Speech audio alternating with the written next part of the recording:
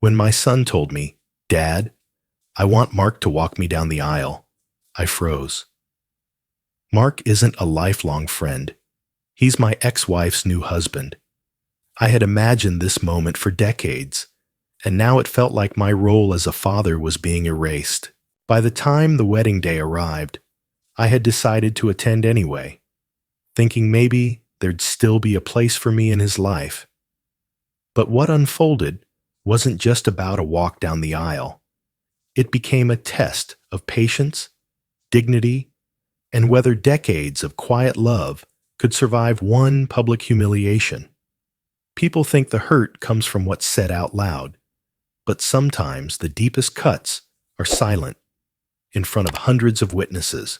I had been absent more than I wanted when he was young, working overtime to make sure he never lacked anything. Now, standing in the back of the church, watching another man take my place, I wondered if all my efforts had been invisible. But what came later? What my son finally told me, that no one else knew, turned this entire story upside down. Before I share what truly happened and why my son made the choice that shattered me, stay with me. This isn't a simple story of betrayal. It's about reconciliation, regret, and a decision that may change how you think about family forever. My name is John Miller, and I am 58 years old. Most people at this stage in life imagine themselves slowing down, perhaps enjoying the comfort of a stable family or the laughter of grandchildren. My life looks different. For the better part of 2 decades, my relationship with my son Ethan has been a carefully balanced dance of polite words and long silences. I wasn't always absent, but in the years that mattered most to him, his childhood, I was often far from home. It wasn't because I didn't care. I cared more than anything. But caring and showing up aren't the same thing. I was an engineer, traveling across the Midwest to work on industrial projects. The long hours, the hotel rooms, the late-night calls, those things became my life after the divorce. I told myself that the work was for Ethan, that the overtime shifts and missed birthdays were sacrifices to ensure he had stability. But kids don't measure love in rent checks or tuition payments. They measure it in bedtime stories, in the presence at school plays, in the quiet moments after a nightmare. And I missed too many of those moments. His mother, Linda, and I separated when Ethan was 10. She had full custody. I got every other weekend. At first, I clung to those weekends like they were lifelines. We'd go fishing, watch old movies, and eat the kind of greasy takeout Linda hated. But as work demands grew, those weekends became harder to protect. I missed one, then another. And then, slowly, the ritual faded. Years passed. Our phone calls became less frequent. Our conversations, when they did happen, were brief. Linda remarried. Mark entered the picture when Ethan was 15. I wasn't around enough to know the details of their relationship, but I gathered from the photos on social media and Ethan's polite mentions that Mark had been steady, present, available in all the ways I wasn't. By the time I retired at 56, I had a clear goal in mind. I wanted to rebuild what I had lost with my son. I wanted to bridge the distance. Retirement gave me time, something I'd never had enough of before. I began reaching out more often. Coffee meetups, lunch invitations, even just dropping by to say hello. Ethan was polite, always polite, but there was a wall. A polite wall, but a wall nonetheless. Then, a month ago, I received a white envelope in the mail. Inside was Ethan's wedding invitation. My breath caught in my throat as I read the words. My son was getting married. For a moment, I sat in my kitchen, holding the card. the sunlight streaming in, imagining what the day would be like. I could see us standing together in the church, me straightening his tie one last time, my hand on his shoulder as he walked toward his future. I imagined introducing myself to his bride's family, telling them how proud I was. I thought, no, I believed. This was my chance. The wedding wouldn't just be about Ethan and his bride. It could be a turning point for us, a moment to show that no matter the years apart, I was still his father. I called him that evening. "Ethan, I got the invitation," I said. "That's good, Dad," he replied, his voice warm but reserved. "I'm glad you'll be there." There was a pause. I wanted to ask 1,000 questions. How had he proposed? What were his plans for the honeymoon? But the conversation didn't linger. After a few polite exchanges, we hung up. Still, I felt hope. Just being there would matter. Maybe he wouldn't say it. Maybe he wouldn't even realize it in the moment.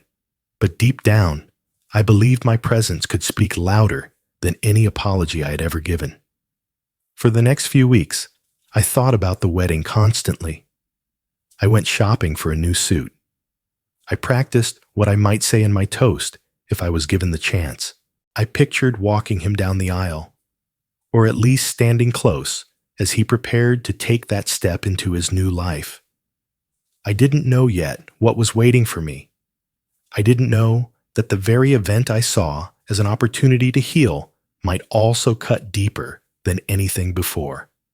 But at that moment, sitting at my kitchen table with that invitation, I allowed myself to believe in second chances. A week after receiving the invitation, I decided to call Ethan again.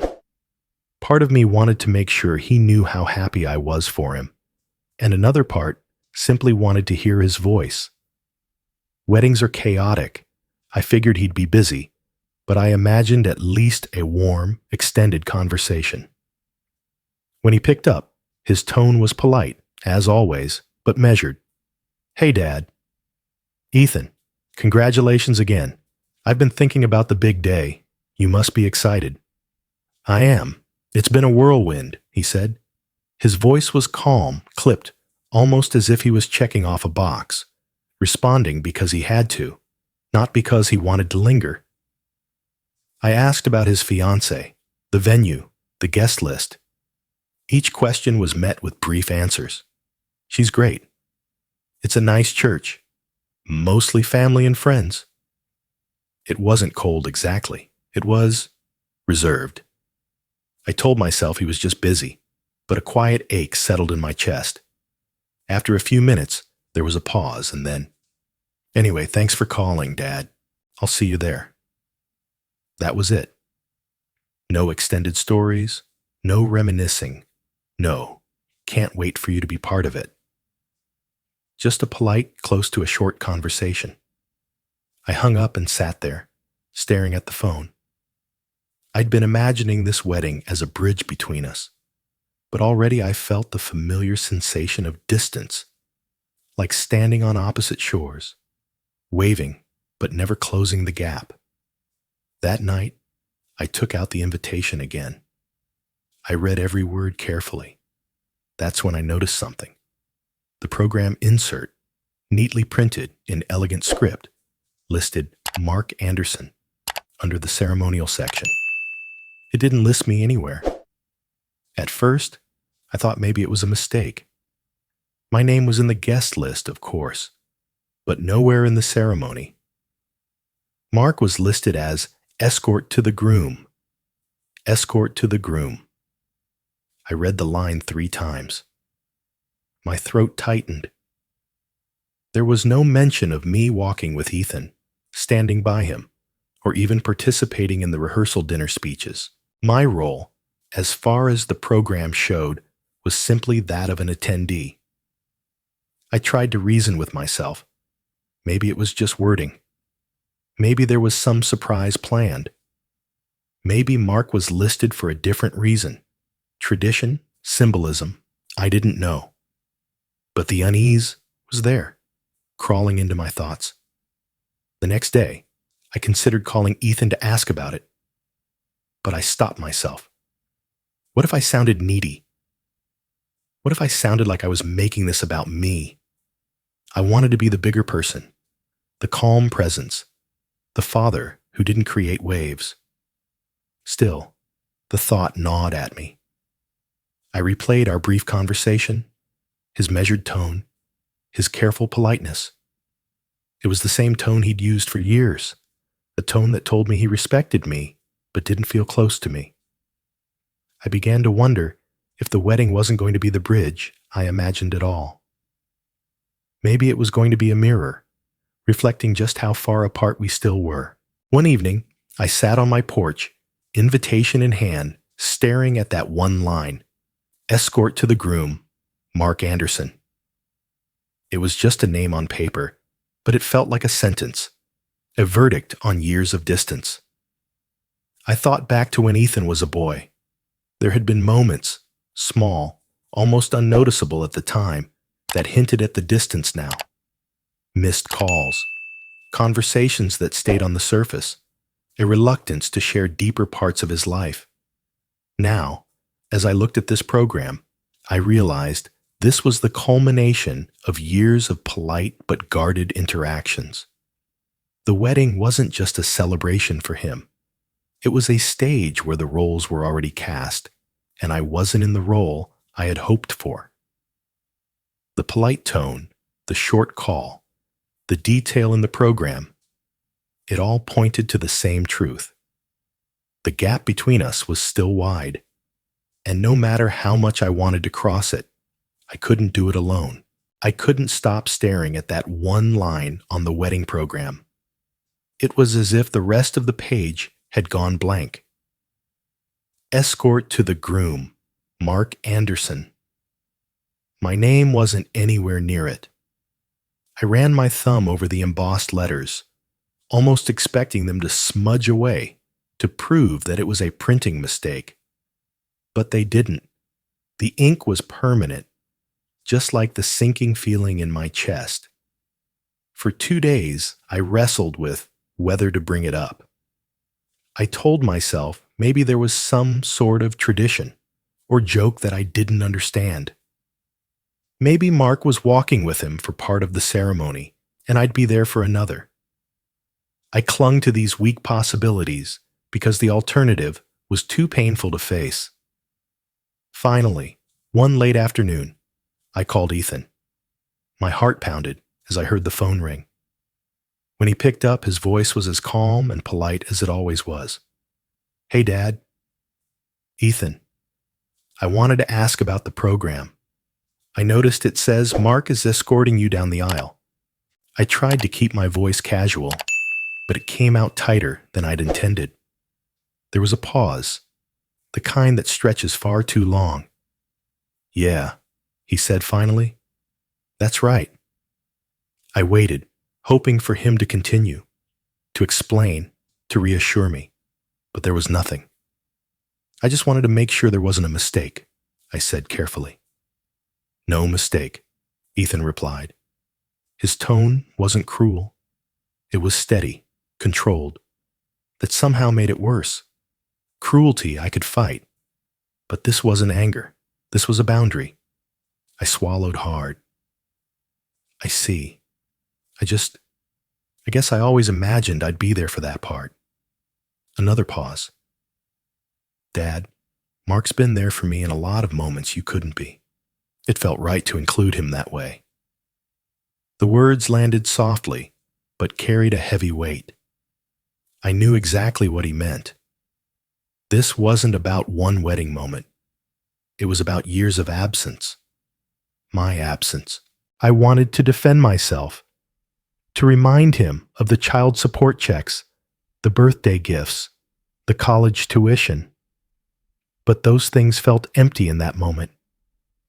I could almost see his younger self in my mind, waiting at a soccer game for me to show up, and realizing I wasn't coming. I forced myself to take a breath. "I understand, Ethan. I'll be there to celebrate you, no matter what." "Thanks, Dad. That means a lot."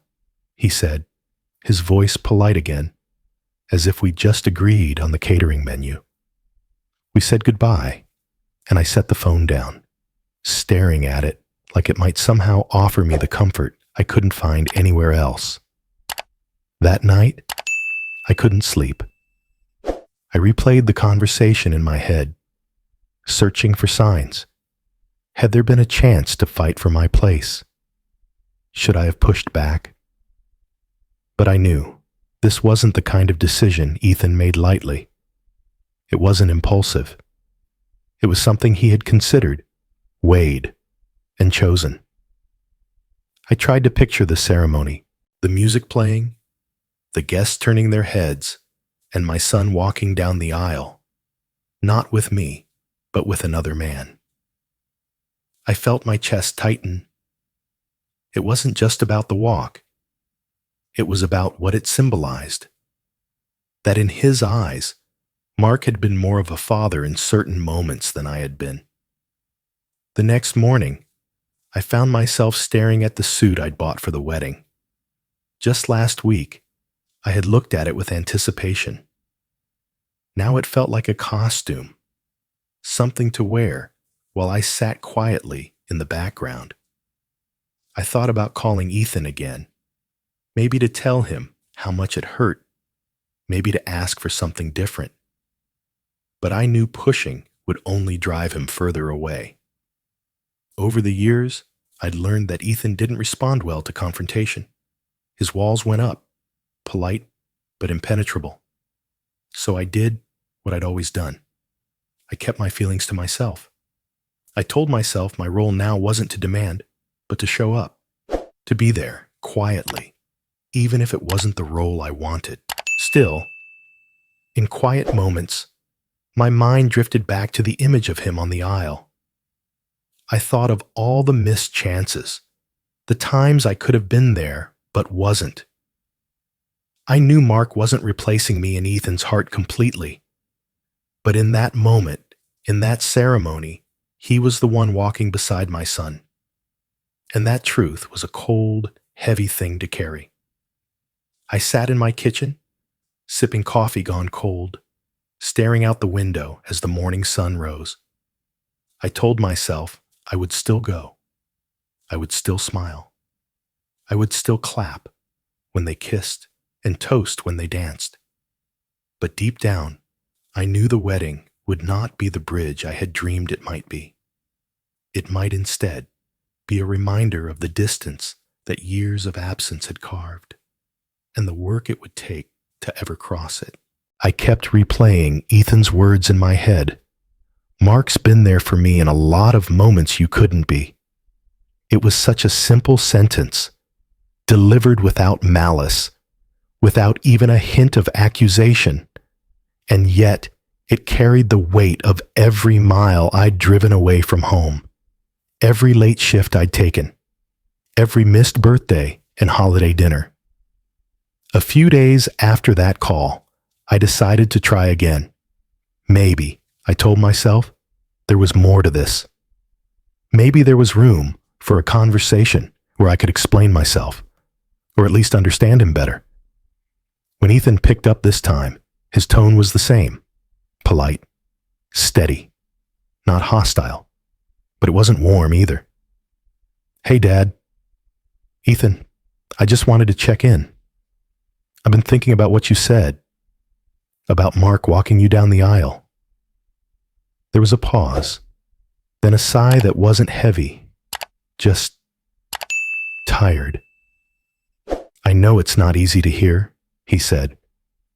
"No, it's not," I admitted. "But I want to understand." I thought maybe. I hesitated, unsure how to phrase it, without sounding like I was begging for a role. "Maybe there's a way we could both be there." Another pause. "Dad, it's not about excluding you," he said. His voice was calm, but there was a firmness beneath it. Mark was there, and a lot of times when I needed a father figure. It feels right to honor that. I waited for more, some acknowledgement of what I had done, some balance in his words, but there was nothing. I see, I said slowly. So, it's more about honoring him than it's not about replacing you, he interrupted. It's just different. Different. That word lodged itself in my mind like a splinter. I thought of all the years I'd sent money for school trips, sports equipment, rent. I thought of every carefully chosen birthday card, every phone call where I asked about his classes or his friends. Even when he only gave short answers, I thought of the Christmas breaks when I fought through snowstorms just to spend a few hours with him. But in his mind, none of that was the same as being there physically. And he wasn't wrong. I took a slow breath. Ethan, I know I wasn't there the way you wanted me to be when you were younger. I can't change that, but I'm here now. I've been trying to be here. I know, Dad. I see that. His voice softened slightly, but not enough to change the ground we were standing on. There was a part of me that wanted to argue, to point out that I had done what I could, that life had pulled me in directions I hadn't always wanted to go. But I also knew Ethan wasn't looking for excuses. This wasn't a debate I could win by logic. And then it hit me. This wasn't just about Mark. This wasn't just about the wedding. This was Ethan's way of saying something he had never said out loud. I'm still hurt. I'm still carrying it. The choice to have Mark walk him down the aisle wasn't an accident. It wasn't just an honor for Mark. It was a message to me, a quiet one, delivered in the form of a tradition. It was a form of punishment, though not in a cruel way. It was a statement. This is the consequence of those years apart. I didn't know whether to be angry or heartbroken. Part of me wanted to push back, to tell him that holding on to that hurt wasn't fair after everything I'd tried to do. But another part of me, the part that had replayed every missed moment for years, couldn't deny he had a point. So I said nothing. Dad? Ethan's voice pulled me back. Yes. I know it's not easy. I hope you'll still come. It's important to me that you're there. Important to him that I was there, just not there. Not in that moment, not in that walk, not in the way I'd pictured for years. I'll be there, I said quietly. Thanks, Dad. When we hung up, I sat in silence for a long time. The TV was on in the background, some mindless game show, but I didn't hear a word of it. My thoughts were full of Ethan's voice, calm, controlled, careful. It wasn't rejection in the raw, shouting sense. It was rejection in the quiet, surgical sense. And somehow, that cut deeper. That night, I poured myself a drink and sat on the porch, watching the sun sink behind the trees. I thought about the boy who used to run to me on those every other weekends, his arms wide, his smile unguarded. Somewhere along the way, that boy had grown into a man who spoke to me with the distance of a polite colleague.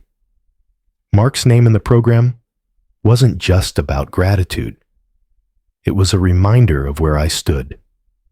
Ethan hadn't shut the door completely, but he hadn't opened it all the way either. And the aisle, the most symbolic moment of his life so far, wasn't a place he was ready to share with me.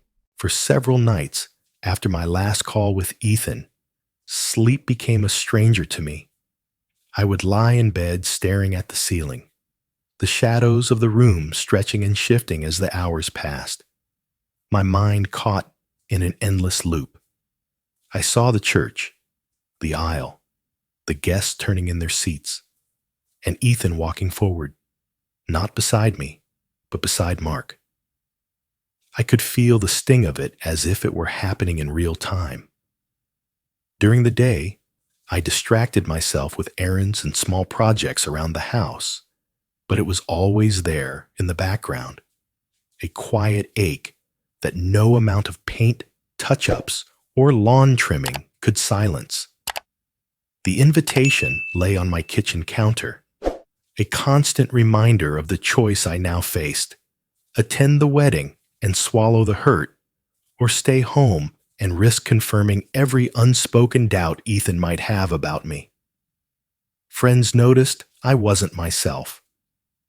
Over coffee one afternoon, my longtime friend Mike leaned across the table and said, "You're quieter than usual. What's going on?" I hesitated, then told him about the wedding program, about Mark walking Ethan down the aisle. Mike frowned, leaning back in his chair. "That's rough," he admitted. "But John, listen to me. If you don't go, that'll be what everyone remembers. Not Mark in the aisle, not the speeches. They'll remember you weren't there." "I don't know if I can sit there and watch it," I said, my voice low. Mike shook his head. "You're his father. Sometimes that means doing the hard thing. You showing up matters more than where you're standing." Another friend, Carl, said something similar when we met for a beer later that week. "You think Ethan doesn't know what this means to you? Of course he does. But if you bail, you'll prove every reason he might have for putting Mark there in the first place. Go. Stand tall. Show him you're bigger than your hurt." Their words echoed in my head later that night as I sat on the porch with a glass of whiskey, staring at the fading light. I thought about the boy I used to pick up on Fridays, the way he'd run to me without hesitation. I thought about the teenager who stopped sharing as much, the young man who kept our conversations short but still answered my calls. Was I really going to let this one moment, this one decision, undo the years I'd spent trying to bridge the gap? Or could I use this moment to prove something, not just to Ethan, but to myself? I decided then I would go. Not because it wouldn't hurt, but because my love for him was bigger than my pride. The next morning, I called the tailor and confirmed the pickup for my suit. I polished my shoes until they shone. I made a point to buy a wedding card I knew Ethan would like. Simple, no frills, just a few words on the front. Always proud. As I wrote inside the card, I found my pen lingering over the words. "No matter what today looks like, I am proud to be your father." That doesn't change. I folded it, sealed it, and placed it in the inside pocket of my suit jacket, where I knew it would stay close until I handed it to him. In the days leading up to the wedding, the knot in my chest didn't disappear, but it changed shape. It wasn't the sharp edge of humiliation anymore. It was the heavy weight of determination. I knew there would be a moment when my heart would sink, when the music would play, and Ethan would walk the aisle with someone else. But I also knew I'd be there to see him marry the person he loved. Mike called me the night before the rehearsal dinner. "You ready?" he asked. "As ready as I'll ever be," I replied. He was quiet for a moment. "Remember, John, it's not about the aisle. It's about the whole day, about being part of his life. Just being there says more than you think." I hung up feeling steadier. I wasn't walking Ethan down the aisle, but I was walking myself into that church. And that meant something. 3 days before the wedding, my phone rang in the early evening. I didn't recognize the number at first, but when I answered, it was Ethan's voice. "Hey, Dad," he said, his tone lighter than usual. "Ethan," I replied, surprised. "How are things? You must be swamped." "I am," he said with a faint laugh. "It's been crazy. Florists, caterers, last-minute changes. But I wanted to check in. I wanted to make sure you're coming on Saturday." I straightened in my chair, the words hitting me like a sudden shift in the wind. "Of course I'm coming. I wouldn't miss it." That's good, he said. There was a pause, then. It means a lot to me, Dad. I want you there. For a moment, I didn't say anything. My throat tightened unexpectedly. In all the brief, careful conversations we'd had over the years, those 4 words, I want you there, were the closest thing to an invitation into his life I'd felt in a long time. I wouldn't be anywhere else, I said quietly. The conversation didn't last long, but something in his voice stayed with me. It wasn't just polite formality. There was a softness there I hadn't heard in years. It felt like a door cracking open, just a fraction, but enough for light to spill through. That night, as I sat with a cup of tea, I replayed his words over and over. It means a lot to me, Dad. I let myself imagine what Saturday might hold. Maybe this wouldn't just be a day I endured. Maybe it would be a day we began to close the distance between us. I thought about the card in my suit pocket, the one that said, always proud. For the first time, I imagined handing it to him without the heaviness in my chest. I even let myself imagine the possibility, no matter how slim, that we might have a real conversation, not just a polite exchange. Still, in the quiet of the night, a small part of me couldn't ignore another thought. Why now? Why call me just days before the wedding? Why make a point of asking if I was coming? It could have been nothing, just nerves, last-minute thoughts. But I'd known Ethan long enough to understand he didn't reach out without a reason.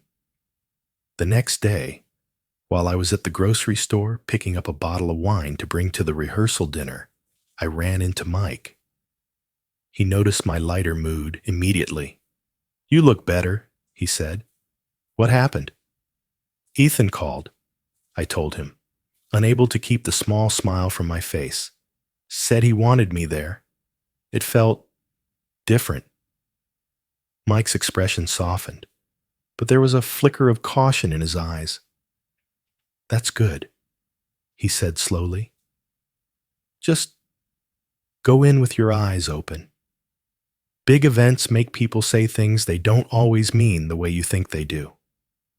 I knew he was trying to protect me, but I brushed the thought aside. For the first time in weeks, I felt a thread of hope. On Friday evening, I laid out my suit again, checking every detail. The tie was pressed, the shoes shined. I made sure the wedding card was still in the pocket. As I did, I found myself rehearsing how I might greet Ethan. Would I keep it formal? Would I risk a hug? The more I thought about it, the more I convinced myself this call had been a turning point. Maybe he'd realized I'd been making the effort. Maybe he decided it was time to let go of some of the old hurt. Still, in the back of my mind, a quiet voice whispered that hope could be dangerous. That same voice reminded me of the program, of Mark's name in the spot I'd dreamed of for years. It reminded me of Ethan's calm, deliberate choice when I'd asked about it. But I pushed the thought aside. Saturday was almost here. My son had asked me to be there, and I would be there. And maybe, just maybe, it would mean more than I dared to expect. The morning of the wedding dawned bright and clear, as if the weather itself had been ordered to perfection. I arrived early, my suit pressed, my shoes polished to a mirror shine. The church stood proud against the blue sky, its tall stained glass windows catching the sunlight. People were milling around the entrance, dressed in soft pastels and sharp suits, laughter and conversation spilling into the warm air. Inside, the pews were filling quickly. I found my seat, several rows back, close enough to see clearly, far enough not to be noticed too much. I told myself I was fine with that it wasn't about where I sat. but my presence here.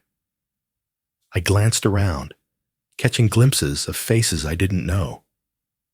Friends of Ethan's fiancée, colleagues from work, distant relatives. Linda was near the front, radiant in her dress, Mark by her side. They looked comfortable, confident, as if this was their stage. I kept my expression neutral, my hands folded neatly in my lap. The music began, soft at first, then swelling as people stood. My breath caught without warning.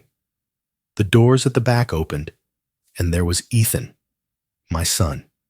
He looked strong, confident, his tuxedo fitting perfectly. His hair was neatly styled, his expression calm, and beside him, Mark. My chest tightened instantly. They began walking down the aisle together, step by synchronized step. The guests turned their heads to watch, smiles blooming across their faces.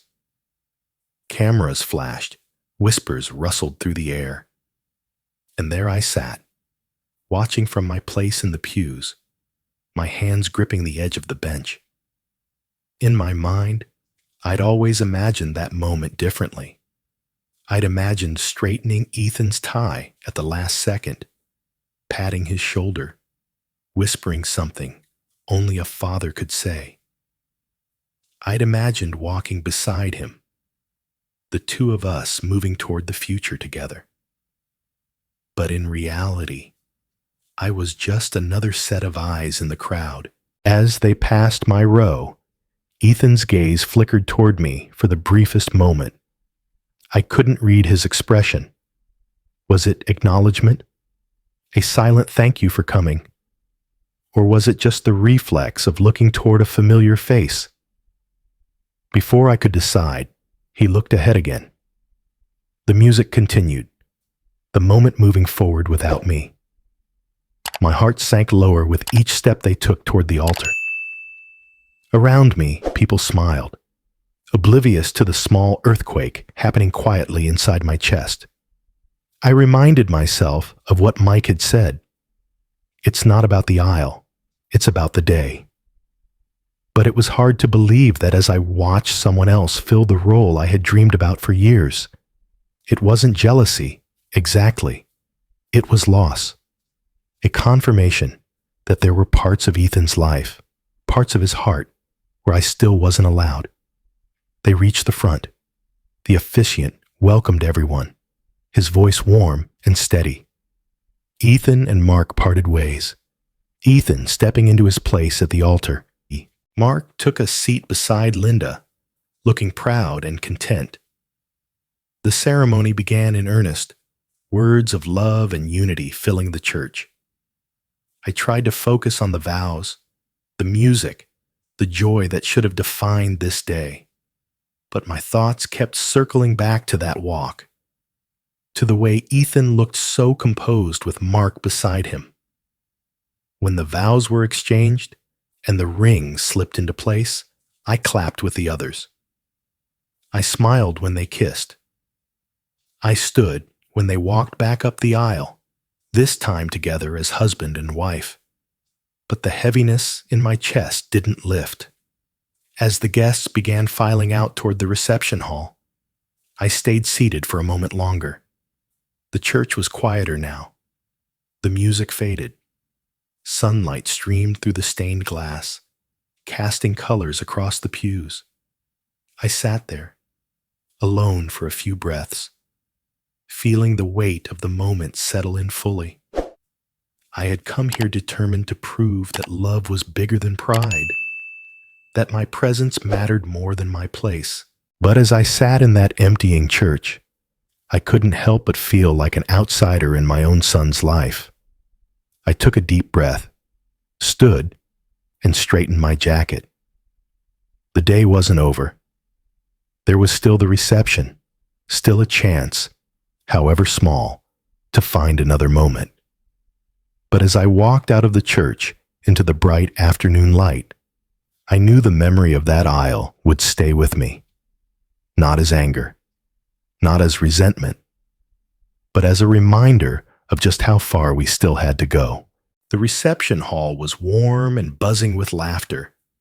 Glassware clinked, silverware chimed softly against plates, and the smell of roasted chicken and seasoned vegetables drifted across the tables. I had taken my seat toward the middle, surrounded by a group of Ethan's college friends and a few extended family members. Everyone was in good spirits, the kind of light, celebratory mood you'd expect at a wedding.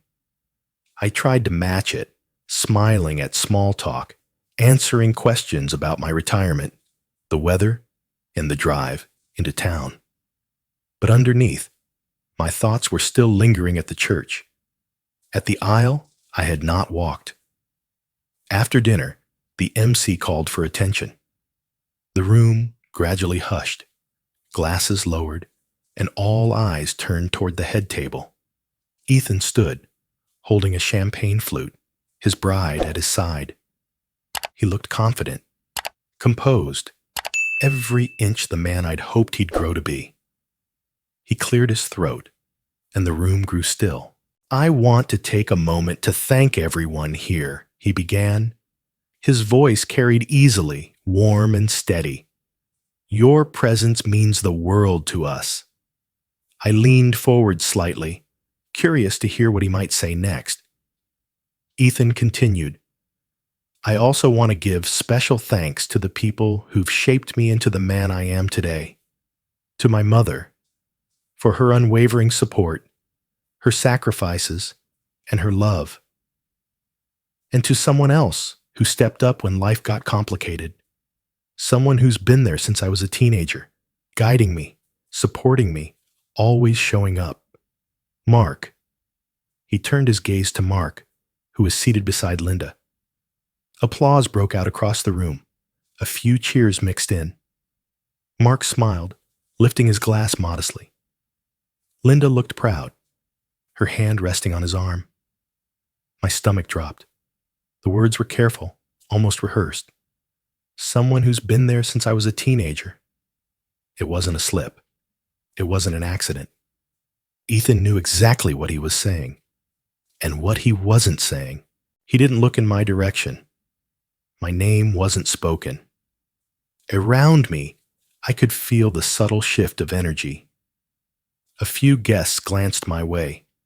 Quick, sidelong looks, the kind that aren't meant to be noticed, but always are.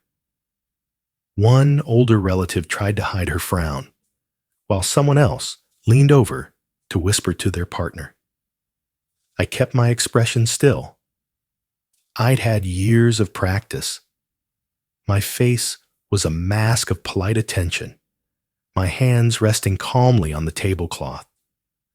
I even raised my glass when the applause swelled again, the crystal catching the light as if it were just another toast.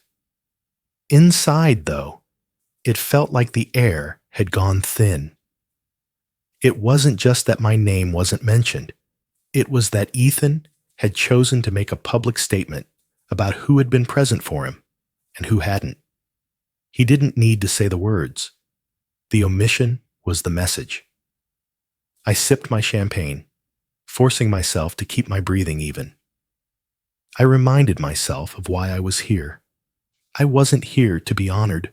I was here to support him, to prove that my love was steady even when recognition was absent.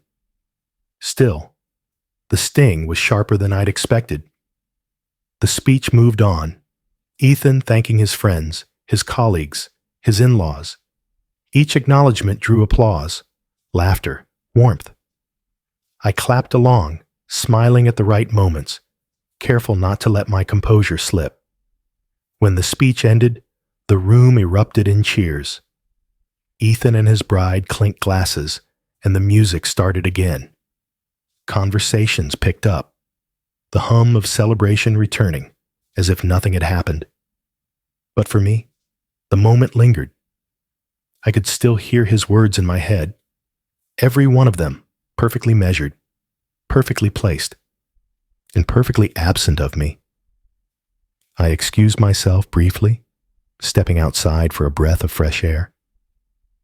The evening had cooled, a light breeze moving through the courtyard. I leaned against the railing, letting the noise of the reception fade into the background. I had known there would be moments like this. I had prepared myself for them. But preparation doesn't blunt the edge of the blade when it finally touches you. After a few minutes, I went back inside, settling into my seat as if nothing had happened. I smiled. I nodded. I engaged in conversation. And no one would ever know that beneath the surface, my heart felt heavier than it had in years. The reception was still in full swing when I slipped away to a quieter corner of the room. The music was loud, the dance floor crowded with people laughing, clapping, and swaying to the beat. But I needed a moment away from it all. I found a spot near the back, by the bar, where the noise felt more distant. That's when Mike appeared, a drink in hand and his tie slightly loosened. He'd been making the rounds, chatting with old acquaintances, but when he saw me standing alone, he made his way over. "You've been quiet tonight," he said, leaning against the bar. I gave a half smile, just taking it all in. Mike studied me for a moment, his expression careful. "I caught Ethan's speech," he said finally. "So did I replied, my voice even. Mike hesitated, then glanced around to make sure no one was within earshot. "John, there's something you should know about the whole Mark walking him down the aisle thing." I straightened, the words immediately pulling my focus. What about it?" "It wasn't all Ethan," Mike said, lowering his voice. "Linda had a lot to do with it." My brows furrowed. "Linda?" She pushed for it, said it would keep the peace, that having Mark in that role would make things smoother with her side of the family, keep everyone comfortable. She didn't want any tension overshadowing the day. I stared at him, the weight of the information settling in. "So this was about appearances?" Mike nodded slowly. "Partly. But, John, that doesn't mean Ethan wasn't okay with it. I think he went along because it was easier than fighting about it. But I also think—" Mike hesitated again, choosing his words carefully. "I also think he still hasn't worked through everything. About the past. About you being gone so much when he was a kid." I felt the old ache flare in my chest. So this wasn't just about Mark being there for him. It was about me not being there. Mike didn't look away. "Yeah, I think so. He's not the kind to hold grudges out loud, but I think he's still carrying it. And maybe this was his way of, I don't know, drawing a line." I looked down at my glass, the amber liquid reflecting the warm light of the room. The sting of Ethan's omission during his speech still lingered, but now it felt different. Not softer, but more complicated. Linda's influence explained part of it, the logistics, the appearances, but the rest, the deeper part, came from Ethan himself. This wasn't just a decision made for diplomacy. It was a decision shaped by years of quiet resentment, by the echo of missed birthdays and unreturned phone calls. Mike rested a hand on my shoulder. "John, I know this isn't easy to hear, but maybe it's better, you know. It's not all about Mark replacing you. It's about Ethan figuring out what to do with the hurt he still feels." I nodded slowly, letting the words sink in. "I just wish he'd tell me that, directly." "Not everyone can," Mike said. "Some people carry it for years before they can put it into words. And some never do. But showing up matters. You being here, whether he says it or not, he notices." I looked out across the room. Ethan was at the head table, laughing at something his bride had just said, his posture relaxed, his smile easy. He looked happy, and maybe that was enough for today. I took a long breath. "Thanks for telling me, Mike."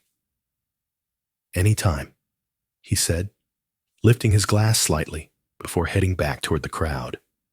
I stayed by the bar a moment longer, processing it all. The walk down the aisle, the speech, the careful distance. It wasn't just a rejection. It was a mixture of old wounds and new compromises. Linda had shaped part of it, but Ethan had chosen to live with that arrangement because, deep down, he still wasn't ready to open the door all the way. I straightened my jacket, finished my drink, and made my way back to the table. I didn't feel better exactly, but I felt clearer. The hurt was still there, but now it had a shape, a reason. And sometimes, understanding the reason was the first step toward figuring out what to do next. The reception was beginning to wind down when I decided I couldn't leave without speaking to Ethan. The conversations, the laughter, the music, they were all a blur. I had been here the whole evening, smiling, nodding, clapping in the right places, but a part of me had been waiting for this. I found him near the back hallway of the venue, talking with one of his groomsmen. I waited until their conversation ended, then stepped forward. "Ethan," I said, my voice calm but steady. He turned, surprise flickering in his eyes. "Dad." "Hey, did you have a good time?" I hesitated for just a second, then said, "I'd like to talk to you. Just for a few minutes, somewhere private." He glanced toward the main room, where his bride was laughing with her friends, then back to me. After a beat, he nodded. "Sure." We stepped outside into the cool, evening air. The hum of the party dulled behind the closed doors. The night was still, the air tinged with the scent of flowers from the garden. I turned to face him. "Ethan, I want to ask you something, and I want the truth." His expression tightened, just slightly. "Okay. If you're angry at me, if you're still carrying that, then I'd rather you just say it. Don't make choices that feel like punishment without saying what's underneath." He looked away for a moment, his jaw shifting as if he were deciding how much to say. When he looked back at me, there was no politeness in his tone, just honesty. "I'm not going to lie, Dad. I'm still hurt." His voice was steady but low. "You weren't there when I needed you the most. Yeah, you called. Yeah, you sent money, but you weren't there, and I learned to stop expecting you to be." The words landed like stones in my chest. I had known this, of course, but hearing it aloud was different. "I was working. I was trying to provide for you," I said, my voice quiet. "I know that," Ethan said quickly. "I know you weren't sitting somewhere ignoring me. I know you thought you were doing what you had to. But when you're a kid, it doesn't feel like that. It just feels like your dad isn't there." I took a breath. The night air sharp in my lungs. "I can't change the past, Ethan. I wish I could. I'd give anything to go back and do it differently." He nodded, but his gaze didn't soften. "I believe you, but it doesn't erase how it felt." There was a long silence between us. The sounds from the reception floated faintly through the door. Music, laughter, the clink of glasses. But out here, it felt like another world. "I didn't pick Mark just to hurt you," Ethan said finally. "But I also didn't pick you because I'm not ready. I'm not ready to pretend like everything's fine, like the past didn't happen." Having him walk with me, it was easier. It kept things from feeling fake. The words were like a second blow, quieter than anger, but just as powerful. I swallowed hard. "So this was your way of telling me there's still a distance between us?" He nodded. "Yeah, I guess it was." For a moment, I didn't know what to say.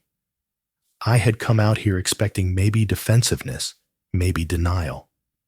But what I got was something harder to argue with. His truth. I can live with you being angry, I said finally. I can live with you needing time. But I don't want you to think for a second that I don't want to be here. That I don't want to do the work to close that distance. Ethan's expression shifted just slightly, the edges softening. I know you want to. I see you trying. It's going to take more than showing up to a wedding. It's going to take time. I nodded. Then I'll take the time, whatever it takes. For the first time that day, Ethan's gaze held mine without guardedness. Okay. It wasn't an apology. It wasn't forgiveness. But it was something. The moment lingered there, heavy but honest. The distance between us hadn't vanished, but maybe we'd both stopped pretending it wasn't there. After a beat, Ethan glanced back toward the reception hall. I should get back in there. People are probably wondering where I am. I managed a small smile. Of course. Go. I'll head back in too. We walked inside together. Not side by side exactly, but not far apart either. For the rest of the evening, we didn't have another private conversation. But there were glances, small acknowledgments that something had shifted. Not fixed, not healed, but shifted. As I left the reception later that night, I felt the cool air again and thought of his words. It's going to take time. And for the first time in years, I believed that time might actually work in our favor. A week after the wedding, life had started to fall back into its familiar rhythm. The tuxedo was back at the dry cleaner. The wedding card I'd written sat in a box of keepsakes I hadn't yet put away. And the memories of the ceremony still hovered in my mind, replaying in flashes. The aisle, the speech, the conversation outside. I was in the middle of my morning routine when my phone buzzed. The screen lit up with a name I didn't expect. Ethan. I hesitated for just a moment before answering. Hey, Ethan. Hi, Dad, he said. His tone was calmer than it had been in weeks. I was wondering if you had time to meet for coffee sometime this week.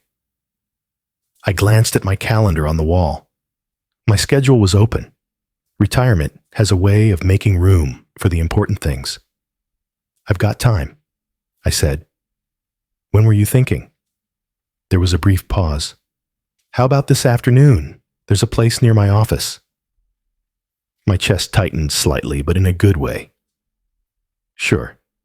Just send me the address. The cafe was small, tucked into a quiet corner of the city. When I arrived, Ethan was already there, sitting by the window. He looked more relaxed than I'd seen him in a long time, a cup of coffee in front of him. Hey, Dad, he said, standing as I approached. Ethan. I smiled and took the seat across from him. For a moment, we both just sipped our drinks, the silence not uncomfortable, but tentative. Finally, Ethan set his cup down and looked at me. I wanted to thank you for coming to the wedding, he said. I know it wasn't easy for you. I know there were parts of it that were hard. I nodded. It was your day, Ethan. It wasn't about me, but I'm glad I was there. He looked down at his coffee, swirling it slowly. I also wanted to say, I've been thinking about what you said at the wedding, about not wanting to punish me in silence. I stayed quiet, letting him speak. I can't say I'm ready to just forget the past, he continued. I can't say I'm ready to erase the hurt, but I do see that you've been trying. You've been trying for a while now, and I want you to know I noticed that. It wasn't an apology, not in the way I'd once imagined, but it was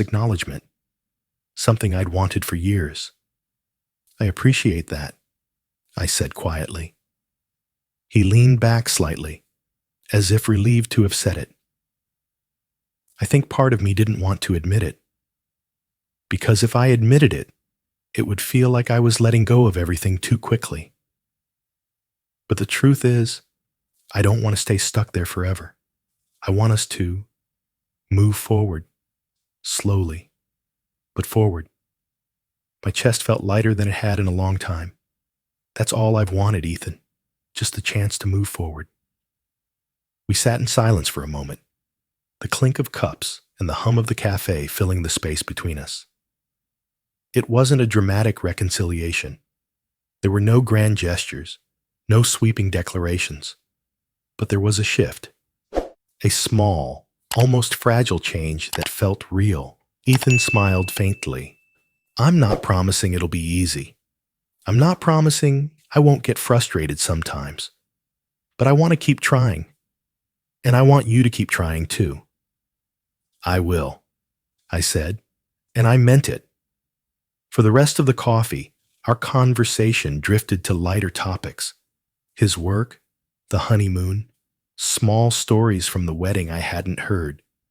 He even laughed a couple of times, and I realized how long it had been since I'd seen him genuinely relaxed in my company.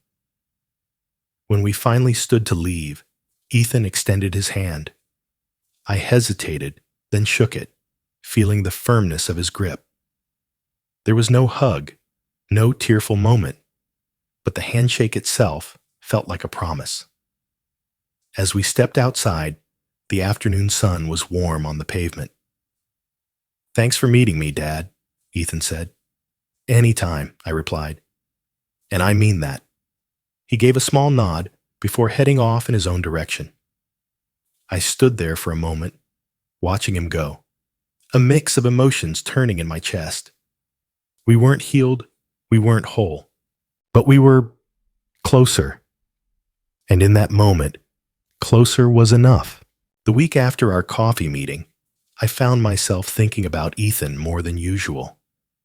Not in the heavy, anxious way I used to, but in a quieter, steadier way.